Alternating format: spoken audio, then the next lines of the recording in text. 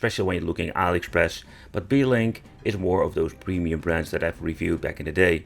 Oh, hey, hello! I have reviewed a couple of these mini PCs from AliExpress, but I've noticed there are quite a lot of differences when it comes to unboxing experience. The downside I did find, I got myself the AMD Ryzen 7 model and I wish I got the 9, simply because I just wanted to see how far we can push it and what can we actually play with this when it comes to older and newer generation of games. So we're going to have a very nice instruction manual, explain you how to connect everything if you have no idea what you can do with this. We will find all of the necessary stuff, including of course mini PC, and then of course at the bottom part we're going to get ourselves the HDMI cable and bracket to get yourself the mini PC on the back of your monitor, for example. And okay, this is a very tiny HDMI cable, and then the power supply itself. And I can tell you the way how you need to connect it is a very interesting but also very cool way. It's going to be your typical 19 volt power supply, 6.32 amps. In other words, it's quite a beefy one. Okay, we're also going to get some extra screws if you need to assemble the brackets, or everything that we're going to need if you want to do this is going to be implemented in the package itself. My first impression is that the mini PC has a very nice way to it, but also a very nice quality feel. But also going to do a quick overview of everything when it comes to the specification, but let's wrap it and let's see how to unwrap this thing. Can I just slide it out, or do I need to? No, I need to rip and tear every piece of plastic, of course. When you're looking at the bottom part, here we have like a piece of rubber need to remove because you need to assemble the power supply with a magnetic connection, and that's very cool. I personally never seen that before. Another cool thing is the magnetic is so strong that we cannot really easily remove it, so that's a very good thing. But the aesthetics of the mini PC, I really dig it and I really love it. They have different kind of colors, so take that in consideration. I personally went for the GTR, the green metallic look. But let's talk about all of the things they can do with it and what can we actually play. But let's take a close look what we can do with it. At the top we're going to get ourselves the fingerprints. When you're looking at the Beelink, one of the things I find really appealing is just the way how it actually built. Swapping part is going to be easy peasy lemon squeezy. First of all, you need to remove the 4 screws and you can just pull out this metal piece. Remove 3 parkers for removing the plastic plate that holds the cooling element for the NVMe's and the tiny fan. Be very gentle, but that's it. That's the only thing that we're going to find in the inside. The way everything is constructed, including the cooling for the NVMe's, is absolutely great. Everything is in place for the second one that I want to implement later on. At the front we're going to get ourselves the CMOS clear button, USB, on and off switch, even Type-C. The unfortunate thing is they only having one single USB port at the front, so I'm going to need to use an USB hub. Of course we have enough connections at the back, 4 of them, 2 normal 2.0 and 2 3.0. Then having of course the DC in, HDMI out and then digital port out, and 2 LAN functions RJ45. So we have different options, even a headphone jack, but the thing is we have all kinds of different ways, and if you want to get in a BIOS they put a very big label at the bottom. That's convenient. So overall, I already mentioned this is the AMD Ryzen 7000 series. It comes with the 7 and not the 9. The processor we're getting is the 7840HS. Comes with the graphics AMD Radeon 780M.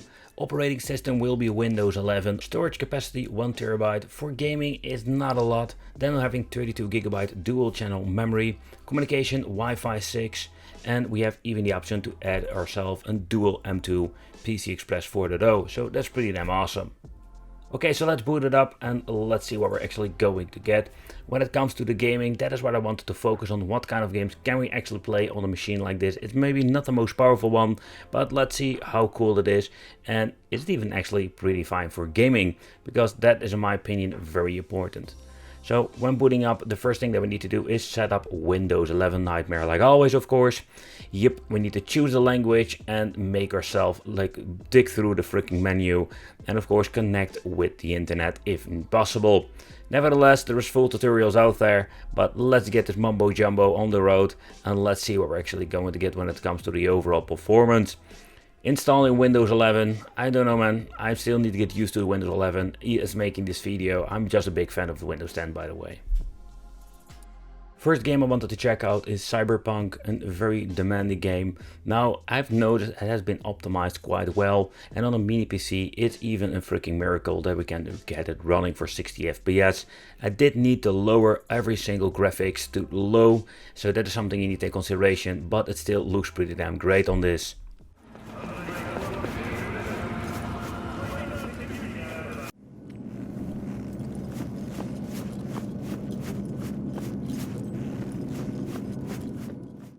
Dirt 5 was absolutely a cool game to try out on this. I needed to force it all the way to 1080p. Just wanted to see what happens if you're going to use 1080p and just check out if you're going to force it to low medium settings. I've been tweaking quite a long time with it, but I've noticed you need to put everything on low to get the best results. Noticing is like we can have like a very cool stable frame rate. I did manage to get a little bit of a, let's say 50-ish if I'm in like medium graphics, so you need to play around with it, but it's actually pretty damn cool. It still looks amazing, and I find it very fascinating to see that the game runs pretty damn nice on this Beelink GTR. Another game I really wanted to try out is God of War. And I must say that when it comes to God of War, we do have the option to use the FSR function just to check it out. How can we able to get at least a very nice graphics and still try to maintain a 60 FPS on here. And I can tell you I was quite surprised to see that. And what I understand of this, that we're having a lower resolution and we're going to be having upscaling with the special AMD technology, and the results can be quite fascinating. Where we can actually play AAA games on a mini PC, it's just amazing. Of course we have some limitations. For me, I'm just going to mainly play indie games on a Beelink GTR, but also those games can be quite, let's say, surprisingly difficult to run. Of course the game you're seeing here, Huntdown, is not a very demanding game and can be played on old mini PCs, but mainly when you're looking at most of these games, think about the new generation. Hades is one of those that are surprisingly quite difficult to play on a cheap device, and there we do need a little bit of more power than with your typical indie game.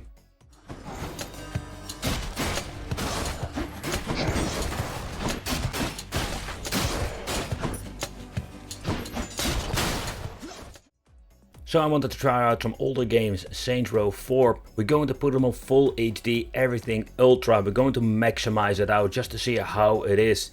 And to my surprise, it's playable, but you can see when you're looking at the frames per second that it still sometimes struggles a little bit.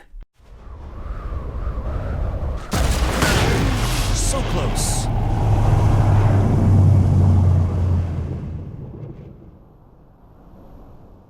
When we're going to look into fighting games, Tekken 7 is one of the games I really like to check out.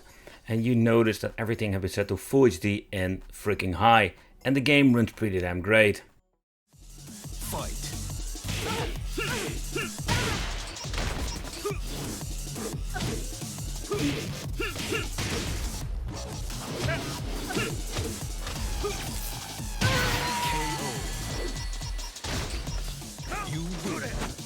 So as making this video, Street Fighter 6 has just been released and it would be a great benchmark. So let's check it out. And I've noticed when playing this game, we did get not a great frames per second, particularly when you're going to play it on full HD and every setting to low. But everything on low on 720p resolution, there we did have a big performance boost. Let us begin.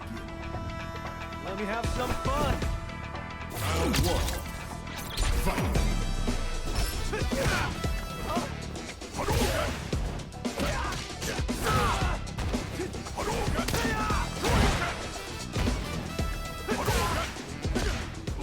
Quickly, I just want to discuss the emulation part. With a device like this, we don't have any, let's say, big limitations we had with cheaper devices. Loading times with Castlevania on PlayStation 3 were very significant faster than my cheap mini PCs I've reviewed. So there was such a big improvement when it comes to the overall performance, when it comes to emulation. Here a quick overview of a couple of games. Think about PlayStation 2, PlayStation Portable, but also PlayStation 3.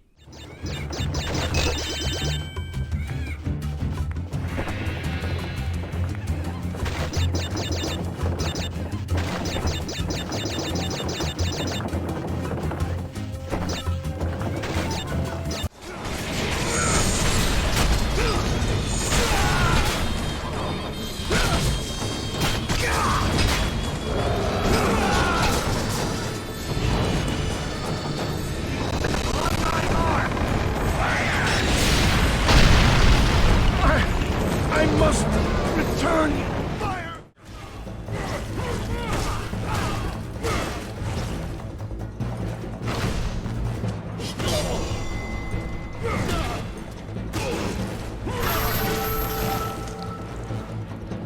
Kill him!